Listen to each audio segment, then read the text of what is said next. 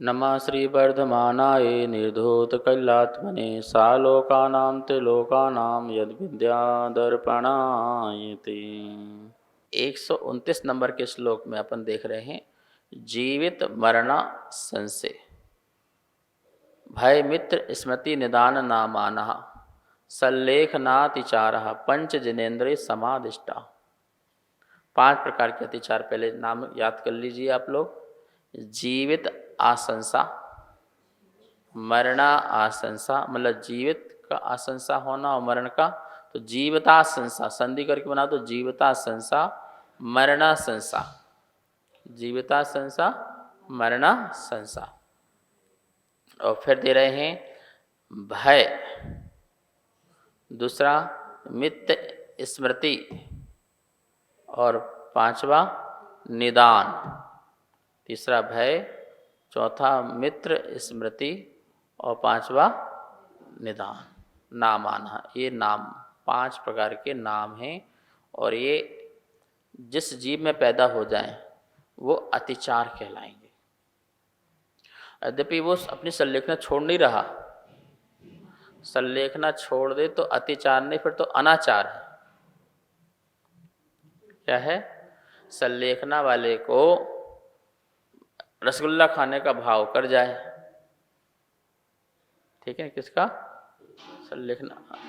रसगुल्ला खाना हुआ है, कई बार घटना है, जैसे सुनाते थे कि उसने बोल दिया कि नहीं मुझे रसगुल्ला लाओ, और लिखा भी है शास्त्र में कि यदि उसकी इच्छा हो जाए तो 4 मुनि जो आहार की व्यवस्था में रखे हैं ना, 48 मुनि होते हैं। कितने मुनि होते हैं? 48 मुनि की व्यवस्था होती एक अच्छी उत्कृष्ट समाधि कराने के लिए। 4 साधु उपदेश में लगे हुए हैं, भीड़ आएगी कौन संभालेगा? वो प्रवचन उपदेश में उनको संभाल रहे हैं। 4 साधु पहरे में बने हुए बैठे हुए हैं, 4 साधु अंदर संबोधन में, उनका भी टाइम होता है, 8-8 घंटे की ड्यूटी होती है, ठीक है ना। 8 घंटे रहेंगे, 8 घंटे रहेंगे, या 4-4 घंटे की ड्यूटी लगा लेते हैं, क्योंकि उनको तो विश्राम करना पड़ेगा। तो रात्रि जागरण करने वाले साधु अलग होते हैं, संबोधन करने वाले साधु अलग होते हैं।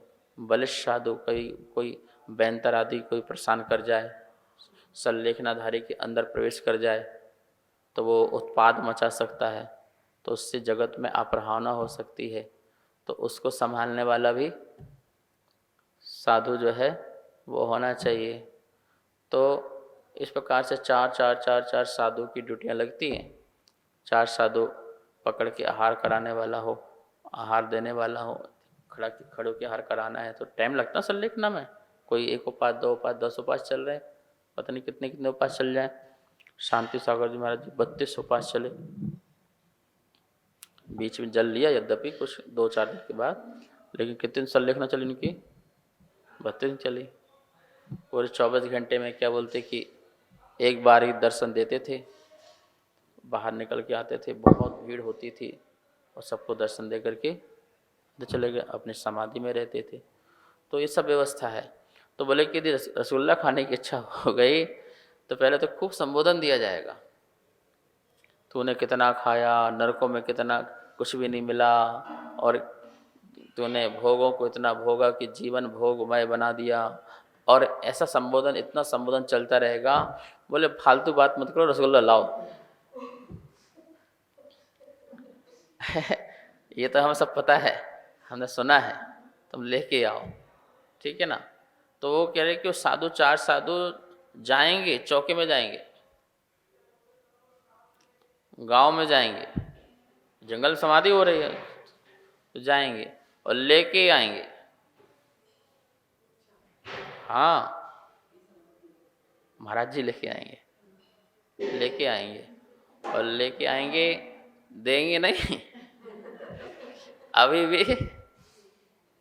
भी बहुत संबोधन चलेगा, ठीक है ना। ऐसे एक महाराज जी का बोलते कि वो नमकीन खाने, मिर्ची वाले नमकीन खाने की भाव आ गए।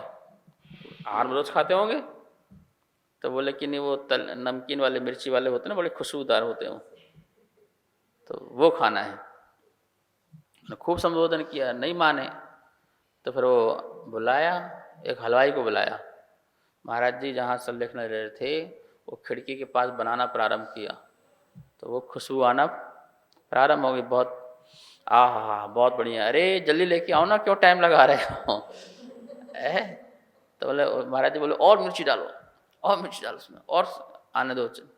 तो पूरा इतना कमरा बिल्कुल इतना भर गया उसकी खुशबू से, इतना तेज भर गया और उसकी चरपराहट से और उसकी खुशबू से। तो वो बोले कि ये क्या कर रखा, हटाओ, मुझे नहीं खाना, मुझे नहीं खाना।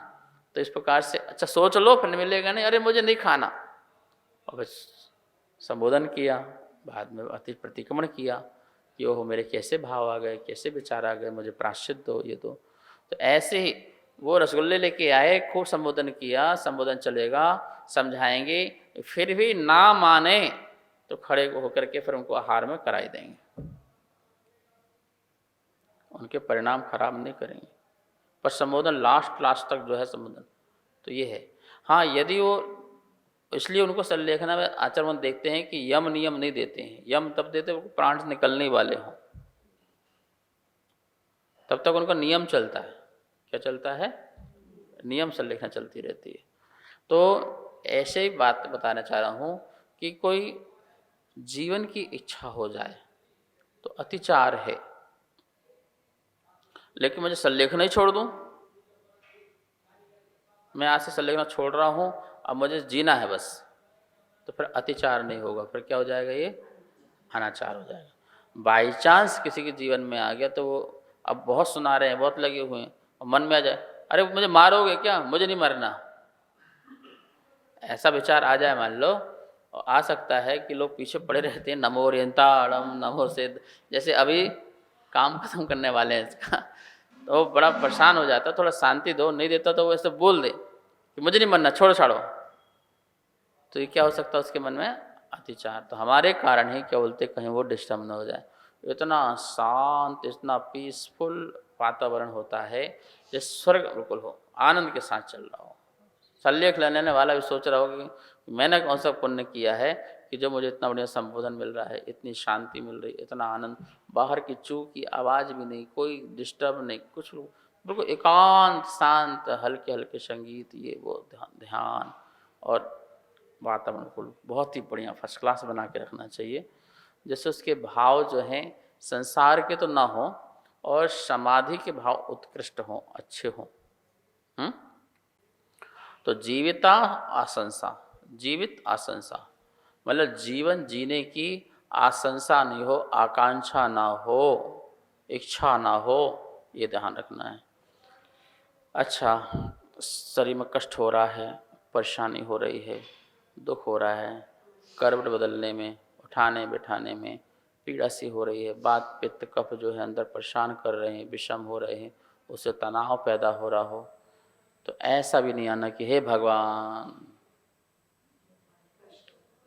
अब तो उठा ले, प्रभु सब छुड़वा दो, अब तो मैं जाना चाह रहा हूँ। आहार नहीं, तुम खड़े होकर ले सकते हो, थोड़ा आज जल ले लो, नहीं नहीं मुझे नहीं लेना, मुझे मरना, मुझे अब नहीं जीना, अब नहीं जीना ऐसा भी नहीं आना चाहिए, ऐसा विचार भी नहीं आना चाहिए। आता है तो क्या है, वो एक अतिचार है, ठीक है ना। और मैं जानबूझ के सब छोड़ दूँ, नहीं मुझे मरना ही है,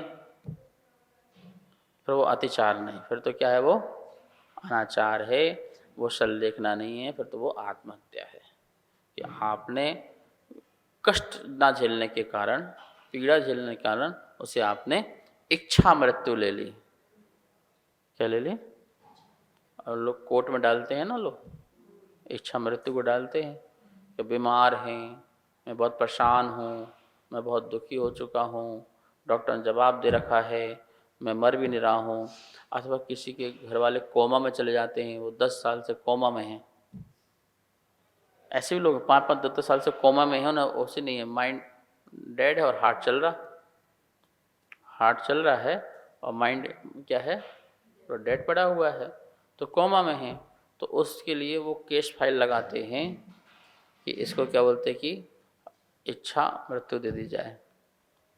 अथवा स्वयं भी बीमार है और मन भी चल रहा है तो भी वो मांग लेते हैं कि मुझे इच्छा मृत्यु दी जाए, मैं मरना चाहता हूँ, मैं और इतना कष्ट शरीर में के माध्यम से नहीं झेलना चाहता हूँ। तो ये तो क्या हुआ, ये तो आत्महत्या हुई ना, ठीक है ना। ये मरण नहीं हुआ। यहाँ तो बोल रहे कितने भी कष्ट आए, कितने भी पीड़ा हो, कितने भी उपसर्ग हो जाएं, उन सब में भी संभाव रखते हुए समाधि मर लेना। यशोधर मुनिराज हैं, उनके सिर के ऊपर जलती हुई सिगड़ी रख दी गई है, ठीक है ना। सुकोसल सुकमाल मुनि आदि हैं, शेरनी आदि क्या कर रहे हैं, खा रहे हैं। जानवर उनके एक एक अंगों को क्रम क्रम से पूरे पैर अंगूठे आदि इतना खाया, फिर इतना खाया, फिर इतना खाया, ऐसे कर कर शरीर का एक एक अंग खाया जा रहा है। लेकिन फिर भी वो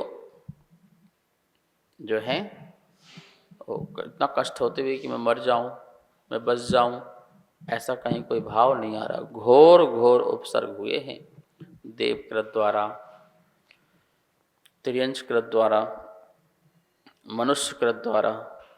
5 पांडवों को गरम गरम आभूषण, लोहे के गरम गरम आभूषण और उनके शरीर में ऐसे डाल दिए, ठीक है ना। और यशोधर मुनिराज को तो मरा हुआ सर्प डाल दिया, और गज कुमार मुनिराज के ऊपर अंगीठी अंगारे की गरम गरम। ये सब चीज़ें देखो, और भी कितनी सारी घटनाएं हैं, ठीक है। कहीं शेर मुनिराज को खा रहा है, तो ये सब होते हुए भी जो 7 गद्दों के नीचे रखा हुआ सरसों का दाना जिसको चुभ रहा हो, और वो ऐसा बैरागी हुआ कि एक क्षण में पूरा पत्नियों की धोतियाँ बांध बांध करके और लटक करके ब्लड पूरा ऐसे ब्लड बह रहा हाथ से, कितना सुकमाल होगा। महल से वहाँ तक जाने में पूरे पैर खून से लथपथ हो गए, ठीक है ना।